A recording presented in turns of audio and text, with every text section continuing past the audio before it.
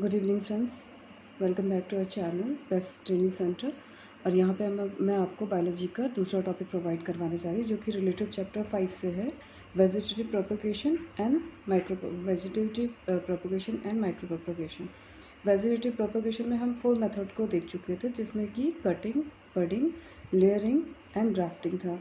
अब हम नेक्स्ट इसमें कर रहे हैं, आपके पास आपको बता रही है इसमें hybridisation, meaning and benefits. What are the benefits or meaning of this kinds of propagation? Hybridization is a mixing up of two characters of two parents in the new offspring. अब यहाँ पे थोड़ा डिफरेंट है, practice कैसे भी करें, grafting, cutting या किसी भी मेथड में, लेकिन यहाँ पे क्या होगा कि मिक्स करेंगे दो डिफरेंट वैरायटी के, दो डिफरेंट कैरेक्टर्स को, जो कि यूज़फुल होंगे आगे किसी भी जनरेशन के लिए। तो उनको क्या करेंगे, मिक्स करेंगे for the new offspring. This may be done between two varieties of the same species, intraspecific, or between two different species, interspecific.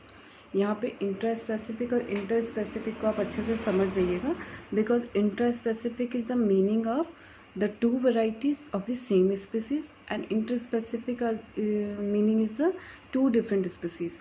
Hybridization is in plants can be done in two ways. First one is the cross pollination, the traditional natural method, and the second one is the somatic cell hybridization, an artificial method. अब जो first वाला है पहले उनको clear कर ले, बहुत easy भी है क्योंकि हमने ये प्रैक्टिस पढ़ा है पहले भी. तो what is the cross pollination? Is the transfer of the pollen from the anther of a flower of one plant to the stigma of a flower of another plant.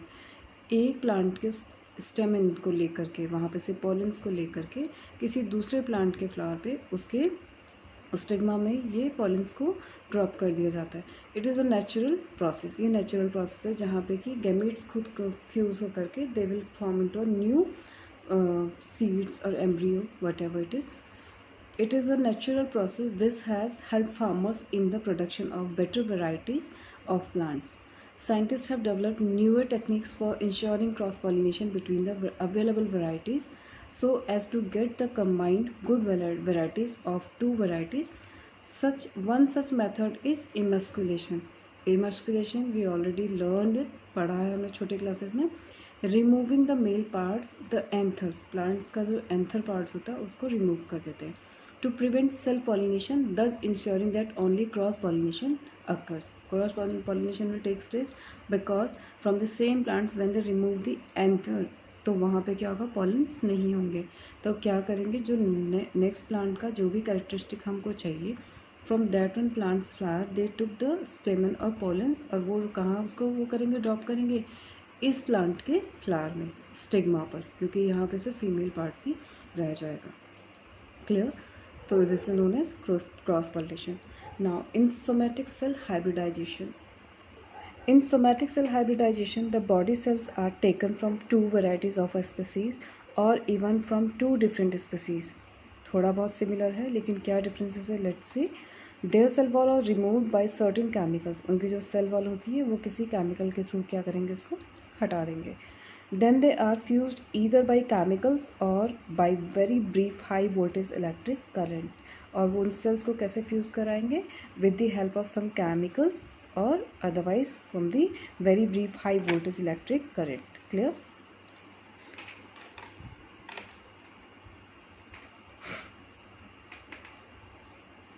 Next, then they are cultured and treated chemically to regenerate cell walls, and then they begin to divide to produce plantlets. नेटल plant, एक छोटे plant को क्या कहा जाता है, plantlets कहा जाता है. अब यहाँ पे 3 स्टेप में इन्होंने क्या करा है, सोमेटिक सेल हाइब्रिडाइजेशन को इन्होंने एक्सप्लेन करा है. पहले वो क्या करेंगे, उसकी सेल वॉल रिमूव कर देंगे किसी सर्टेन केमिकल्स के थ्रू. Second things what they will do, वो क्या करेंगे, फ्यूज कराने के लिए they will put some chemicals और may be high voltage electric current to fuse these two cells together. Then they are cultured and treated chemically to regenerate cell wall. उसको वापस regenerate करेंगे सेल वॉल को जब वो fusion आपस में हो जाएगा साइटोप्लाज्म एंड न्यूक्लियस का. Then they regenerate the cell walls and then they begin to divide to produce plantlets. और वो सेल क्या करेंगी, डिवाइड होंगी नेक्स्ट प्लांटलेट्स के लिए. Such somatic hybrid have been produced either between the different varieties of the same species, example between non-flowering potatoes plant and the flowering potatoes plant. एक ही species की दो डिफरेंट करेक्टरिस्टिक को fuse करने के लिए grow करने के लिए you can see that non flowering potato plant and the flowering potato plant, इन दोनों की सेल्स को साथ में फ्यूज़ करवाने के लिए ये वाली मेथड यूज़ की जाती है। और इसके अलावा between two different species between wheat triticum and rye secale to produce triticales, इन दोनों ये डिफरेंट स्पीसीज है, राई स्केल्स अलग है एंड टिट्रिकम वीट टिट्रिकम अलग है। क्लियर? तो यहाँ पे क्या टिट्रिकेल एक नई वैरायटी यहाँ पे क्या हो जाती है, प्रोड्यूस की जाती है। ये दोनों डिफरेंट स्पीसीज हैं और यहाँ पे ये सेम स्पीसीज थी लेकिन इनके कैरेक्टरिस्टिक डिफरेंट थे। Hope it's clear to you, आपको समझ आ गया होगा कि क्या सोमेटिक सेल हाइब्रिडाइजेशन है और कैसे इसको प्रैक्टिस किया जाता है। ये 3 पॉइंट्स आप ज़रूर याद रखिएगा। और ये क्यों यूज़ की जाती है, कहाँ पे इसके एग्जाम्पल्स भी, लाइक पोटैटो वाला एग्जाम्पल्स भी देखिएगा और टिट्रिकम वाला भी देखिएगा, राइस स्केल्स और टिट्रिकम वाला। Next is micropropagation. Now what is the main terms is here, micropropagation. micropropagation मैं आपको पहले फिगर्स के थ्रू बता दूँ। यहाँ पर एक इन्होंने बीकर लिया है जहाँ पे कि सेल्स का कुछ स्ट्रक्चर, जिसको थैलस भी कह सकते हैं, कुछ सेल का स्ट्रक्चर, एक फ्लफी जो पार्ट होगा छोटा सा, बहुत छोटा सा, उसको इसमें फिक्स कर दिया जाएगा। Clear? This is cotton plug, इसको कम्प्लीटली कवर कर देंगे। ना सूट एपेक्स, ये यहाँ पे सूट का एपेक्स जो भी छोटा सा पार्ट सेल लिया है, अभी मैं आपको इसको डिटेल में बताऊंगी, तो डोंट बी कंफ्यूज। यहाँ पर ये क्या होता है, ये ग्रो करना शुरू हो जाता है and what they are going to provide here, solid nutrients medium. वो यहाँ पे एक मीडियम प्रोवाइड करा देते हैं जो कि प्लांट को न्यूट्रिएंट देता है। उसे बाहर से, आउटर इन्वायरमेंट से कोई आवश्यकता नहीं होती उसको किसी भी न्यूट्रिएंट्स की, because they already provided here. Next thing, यहाँ पे ये ग्रो करने लगता है और जैसे ये प्लांटलेट, ये क्या होता है, फॉर्म होने लगता है। एम्ब्रॉयड, यहाँ पे साथ में क्या है, छोटे छोटे एम्ब्रॉयड भी होने लगते हैं ताकि इनसे भी क्या है, इन सेल्स से भी छोटे छोटे प्लांटलेट्स बनने शुरू हो जाए। फिर इसको निकाल करके कहीं पे भी फिक्स कर दिया जाता है। तो just see culture tube with explant B and C, it is differentiation of callus into embryos. B and C you can see that यहाँ पे छोटे छोटे से ये पार्ट्स, वैसे तो ग्रो कर रहा है अपने आप में ही, लेकिन छोटी छोटी सी ब्रांचेस से हल्की निकल रही है। This is known as embryoid. D, it is development of plantlets, यहाँ पे फुली डेवलप हो गई है प्लांटलेट्स में, तो इसको फिक्स कर देंगे कहीं और पे। Clear? Now after micro propagation, this is the propagation of plant involving cell and tissue culture. यहाँ पे सिर्फ सेल्स और टिश्यूज़ का काम किया जाता है। If vegetative propagation is not possible in a crop, अगर ये वाली कंडीशन है कि वेजिटेटिव प्रोपगेशन नहीं करा जा रहा है किसी भी क्रॉप के लिए, what they will do, then birds, shoot, apex और any other part of the plant can be used as explant, like this one I already shown here. Explant जो था, जिसको कि फिक्स किया गया था उस मीडियम में, न्यूट्रिएंट्स मीडियम में। For micro propagation the explant are treated with sterilisation, कोई जर्म्स ना हो, कोई ऐसी इसमें हार्मनेस ना आ जाए, हार्म ना हो जाए plant, sorry, chemicals to prevent microbial growth and then cultured in a particular nutrient medium. कितना ध्यान रखा जाता है इस एक्सप्लांट का, जो भी सेल्स और टिश्यू लिए जाते हैं किसी भी पार्ट के प्लांट के पार्ट से, उसको ट्रीटेड किया जाता है, स्टरलाइज किया जाता है with the help of chemical to prevent microbial growth. कोई भी वहाँ पे जर्म्स, बैक्टीरिया, वायरस उसमें ग्रो ना करें, and then culture in a particular nutrient medium. ये दो चीज़ों का वहाँ पे बहुत ध्यान रखा जाता है कि एक तो उसको स्टरलाइज कर दिया जाए, second thing they provide a nutrient medium for that one explant. Cells grow and divide to form a cell mass called callus, और जहाँ पे ये सेल ग्रो करने लगती है और डिवाइड होने लगती है डिफरेंट काइंड्स ऑफ सेल्स में, this is known as callus. मैं एक बार आपको फिर से फिगर दिखा दूँ, आपको थोड़ा समझ आ जाएगा। यहाँ पे इन्होंने सिर्फ सेल्स और टिश्यू लिया था, लेकिन जब ये ग्रो करने लगता है, छोटी छोटी इससे ब्रांचेस निकलने लगती है, डिवाइड होने लगता है cell to cell, tissue to tissue, तो यहाँ पे इसको कैलस कहते हैं। This is known as callus. Clear? Now move to the next line. Some growth regulators, plant hormones, जो ग्रोथ रेगुलेटर क्या कहेंगे, प्लांट हार्मोन्स को ही कहते हैं, are added, the callus differentiate into plants part looking like a tiny plantlet, जो कि हमने डी वाले फिगर में देखा था, जहाँ पे छोटी छोटी ब्रांचेस उसमें निकलनी शुरू हो गई थी। After 4 to 6 weeks the plantlets can be transfer to the soil, और उसके बाद जब ये 4 से 6 हफ्ते हो जाएंगे, उसके बाद उस छोटे से प्लांटलेट्स को निकाल करके सॉइल में फिक्स कर दिया जाएगा कहीं पे भी डिज़ायरेबल प्लेस पे। This can be use to drive and multiply disease free stock. अब इससे कई सारी छोटी छोटी, जैसे आपने एम्ब्रियोइड्स देखा, तो ऑलरेडी स्टरलाइज्ड है, प्रिवेंट किया गया है कम्प्लीटली, तो वो क्या हो जाएगा, बहुत सारी उससे हमें ब्रांचेस मिल जाएंगी, नए प्लांटलेट्स मिल जाएंगे, प्लस वो क्या होगा, डिजीज़ फ्री स्टॉक हो जाएगा because it is already sterilised previously. This is a kind of tissue culture technique, जिसको टिश्यू कल्चर टेक्निक भी कहते हैं, ये आप ध्यान रखिएगा। Micro propagation is also known as the tissue culture technique, क्योंकि यहाँ पे सिर्फ टिश्यूज़ को लिया गया, not a bigger part of the plant. यहाँ पे सिर्फ एक छोटे से टिश्यूज़ को लेके, 2-3 टिश्यूज़ लेके, या छोटा सा एक सिंगल टिश्यू भी can be convert into a new plantlets. It is being used in orchids, gladiolus, chrysanthemum, potatoes and sugarcane etcetera. इन सारे प्लांट्स में ये वाली प्रैक्टिस को किया जाता है।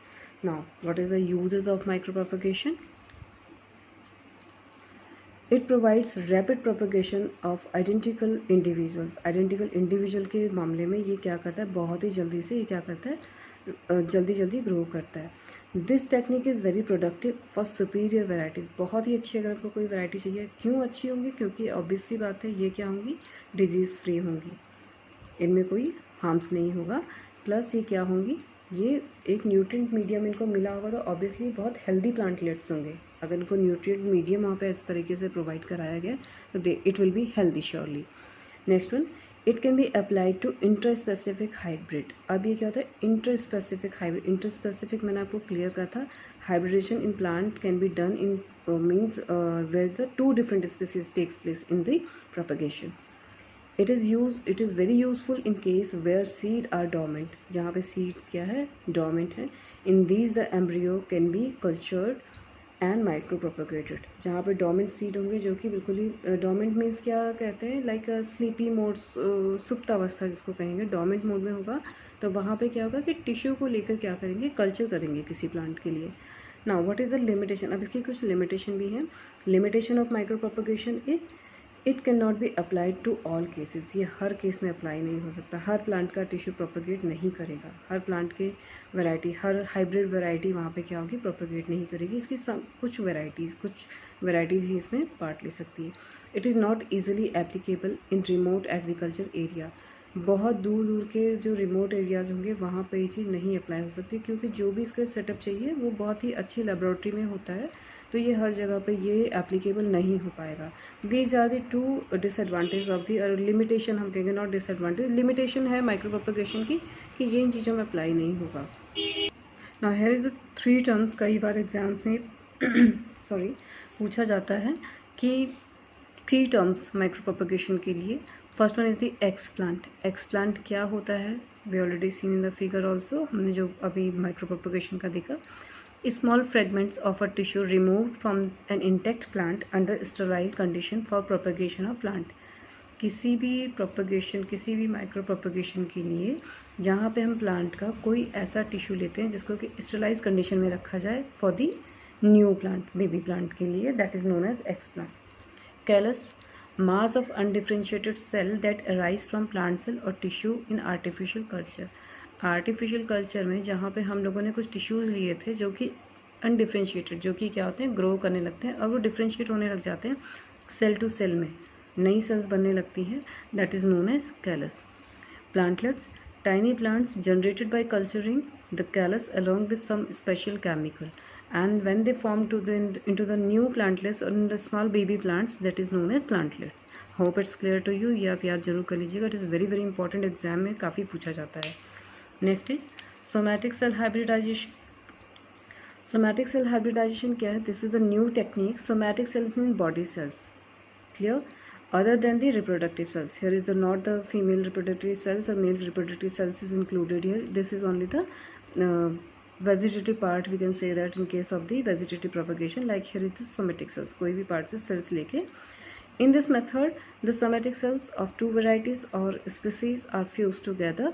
for doing so, first the cell wall are removed by the certain enzymes, the plant cell lacking the cell wall are called protoplast।